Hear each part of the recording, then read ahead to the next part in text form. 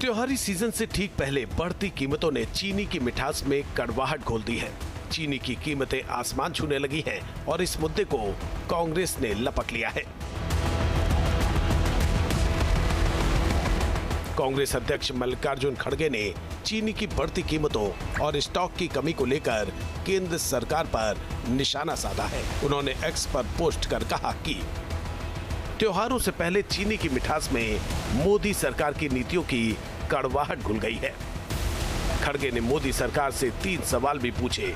उन्होंने सवाल किया कि दुनिया के बड़े चीनी उत्पादक और निर्यातक भारत में आज चीनी का स्टॉक 9 साल के निचले स्तर पर क्यों है?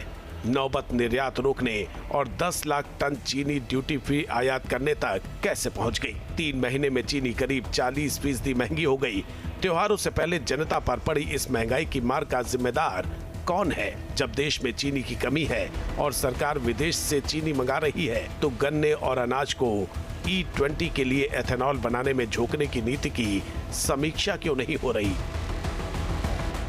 कांग्रेस अध्यक्ष ने तंज कसा कि ये कैसा आत्मनिर्भर भारत है जहां विदेश से चीनी आयात की जा रही है। सिर्फ कांग्रेस ही नहीं, समाजवादी पार्टी ने भी चीनी की बढ़ती कीमतों को लेकर केंद्र सरकार को घेरा। समाजवादी पार्टी अध्यक्ष अखिलेश यादव ने इसके पीछे मुनाफाखोरी और पेट्रोल में एथेनॉल के इस्तेमाल को कारण बताया। चीनी कितनी महंगी हो गई और तब महंगी हो गई जब त्योहार आ गया है, आपको मिठाई खरीदनी पड़ेगी। मिठाई महंगी हो गई, साबुन महंगा हो गया, तेल महंगा हो गया, खाने की हर चीज महंगी हो गई, डीजल पेट्रोल सब कुछ महंगा। हमने तो कई बार कहा और फिर कहता हूं कि अगर इथेनॉल मिलाना गाड़ी का माइलेज और मेंटेनेंस अच्छा करती है, तो जितनी भी कंपनियां हैं जो मिलवा रही हैं इथेनॉल, उन कंपनियों को बाकायदा ऐड देना चाहिए अखबारों में। तो सोचिए, मुनाफे की वजह से ये पेट्रोल में इथेनॉल मिलवा रहे हैं और मुनाफे के लिए चीनी महंगी कर रहे हैं।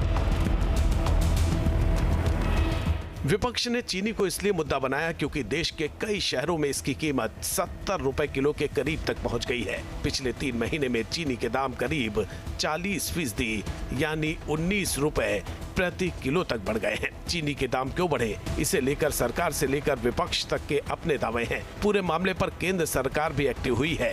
कीमत कम करने के लिए केंद्र ने 31 अक्टूबर तक 10 लाख टन रॉ शुगर बिना ड्यूटी के आयात करने की मंजूरी दी है। केंद्र सरकार ने चीनी की बढ़ती कीमतों के लिए एथेनॉल उत्पादन को जिम्मेदार मानने से इनकार किया है। खाद्य सचिव संजीव चोपड़ा ने कहा है कि अब देश में बनने वाले एथेनॉल का करीब 1/4 हिस्सा ही शुगर से आता है, जबकि बाकी मुख्य रूप से मक्का जैसे अनाज से बनता है। एथेनॉल के लिए डाइवर्ट की जाने वाली शुगर की हिस्सेदारी 2022-23 में 12% थी, जो 2025-26 में घटकर करीब 9% रह गई है। मौजूदा सीजन में एथेनॉल के लिए 28 लाख टन शुगर डाइवर्ट की गई है।